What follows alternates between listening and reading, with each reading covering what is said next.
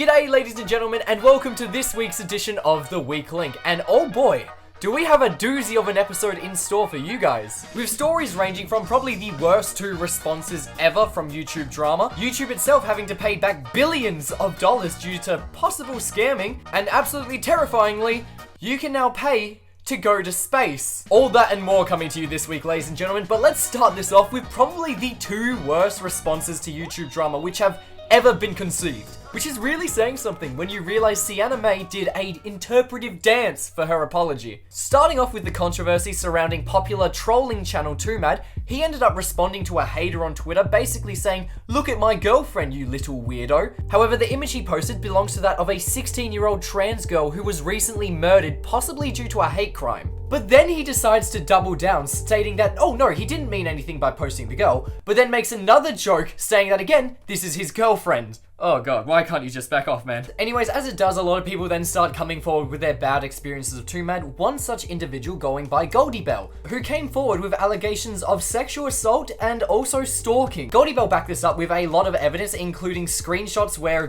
2Mad is shown doing weird voice recordings. Hi, Mr. Rail! And then also an apology video he sent her, basically apologizing for doing inappropriate actions, I guess? How does 2Mad react to this? Well, without an official apology, he starts trying to shit on her on Twitter and on his Twitch streams, which in all honesty, makes him seem like a dickhead. Of course, like many people, I'm waiting for his response to come out before making any decisions, but god damn it is he making it hard for us to like him. Of course, the next terrible response is probably one that you've seen already, and it is of course the Miranda Sings ukulele video. Anyways, Miranda Sings, or Colleen, is basically being called out by a lot of people for inappropriate behavior she's had with minors, along with loose allegations of grooming. The main evidence people are using to try and run with this is the group chats that she was in when she first started YouTube with a bunch of her younger fans, and also using the chat as her own personal therapist as she shits about her divorce. Yes, 12-year-olds can definitely help you with that, Colleen. People are also saying that she sexualized young children in her shows, having like a is it porn clothing or appropriate clothing segments, and also of course the peak of comedy, a fart prank she pulled with a child at the time. I mean, I know she's a kid's YouTuber, but really, that's bottom of the barrel comedy right there. Couple all that together with a nice little apology video where she said, I'm gonna speak about the facts and address the allegations, and all she really does is blame everyone for wanting to cancel her. Honestly, the best part about this video is that she really thinks she did something by going like, ooh, my PR team told me not to talk about this. Even though my team has strongly advised me to not say what I want to say, I recently realized that they never said that I couldn't sing what I want to say. The Disney princess main character energy flows so hard through her veins. Oh god, let's just get off the bad YouTube stuff. Let's go to something actually positive. Our popular streamer and YouTuber CDogVA ended up making over $300,000 for charity. The YouTuber held an awesome event where he auctioned off a lot of his own personal belongings, and he made $329,000 for the Immune Deficiency Foundation, plus an additional $14K for the Make-A-Wish Foundation. You are beautiful, man. Alright, while we're at it, let's just talk about all the YouTube news and get it all done in one swoop, and talk about how Google and YouTube are in a big amount of trouble due to their ads. You see, a new study by the Wall Street Journal found that 80% of the ads running on YouTube break YouTube's own terms and conditions. Basically what this is all about is that companies pay YouTube to show their ads on the platform or any corresponding platforms to a certain degree of exposure.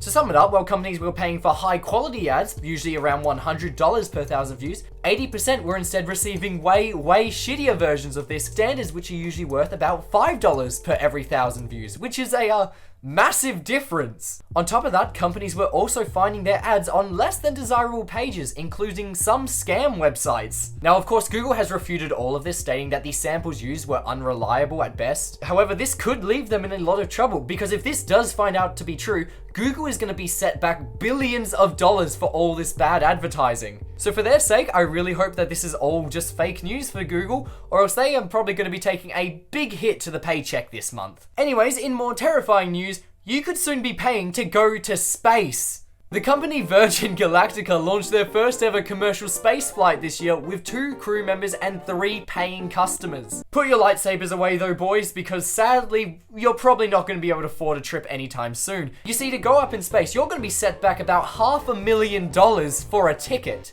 which while would be absolutely awesome, also scares the shit out of me. I mean, it was only last week that we had the Titan submarine tragedy, and you want to risk a similar thing? But this time in space? No, no, no, no, no, no. You would not be catching me dead in that death trap. Speaking of death, this took a little bit of a dark turn. If you were at a concert for one of your favorite artists, what would you throw at them? Maybe something for them to sign, maybe your bra.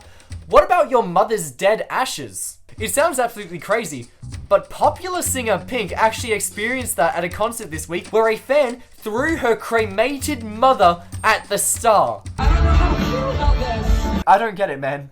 Was this like the mother's dying wish or something? What happened here exactly? Anyways, we still got a little bit more. How about we go to our good old friend of Logan Paul and KSI with their very popular drink, Prime. The two did a very interesting marketing strategy for the drink's launch in 4 additional countries, where they had their fans throw empty Prime bottles at them, which they didn't reveal to the media as a stunt. Due to this, they got a lot of media attention about how people were throwing their Prime bottles at them, which Logan Paul went on to brag was actually a marketing stunt that the two had planned out. Here is another masterclass in marketing. In what he calls a marketing masterclass, Logan Paul tries to show off his marketing brain. However, people were not having any of his shit. Because yeah, sure, the media may have had a field day, Logan, but people don't forget that you still owe people like $1.8 million for your CryptoZoo thing. Is that a part of your marketing masterclass to like not pay people back that you've scammed? I mean, sure, it's been 6 months and you still haven't paid back any of the money that you owe people, but I'm sure that's all a part of your marketing masterclass, right? Now, our next story is definitely one of the worst of the week, with the American Supreme Court making one of the most baffling decisions I've ever seen. In a 6-3 vote by the American High Court, they made it so that business owners can now legally discriminate against LGBTQ+ members, with this power possibly extending over to other minorities such as religion, race, and disability. I would also like to note that the 6 conservatives that basically voted yes for this, half of them were voted in by Donald Trump. Not trying to say anything about it, just, you know, pointing it out. Seems he is going to be running for president again soon. It's times like this I'm really glad I'm in Australia, because the land of the free really scares me sometimes. This week, Elon Musk has also found himself in the news, with him making one of the most baffling decisions for Twitter. Elon has given people a limit to the amount of tweets that they can actually see per day, which was taken just about as poorly as you think a decision like this would. But don't worry though, he realized his mistake, and then proceeded to up the amount of things that people can see just by a little bit to make people happy. So he's basically made Twitter a resource management game, minus all the fun and extra hard on the pay to win. Anyways, ladies and gentlemen, that wraps up this edition of The Weak Link, episode 2. So until next Sunday, I have been your host Ben, and this has been The Weak Link. Have a good one, you guys.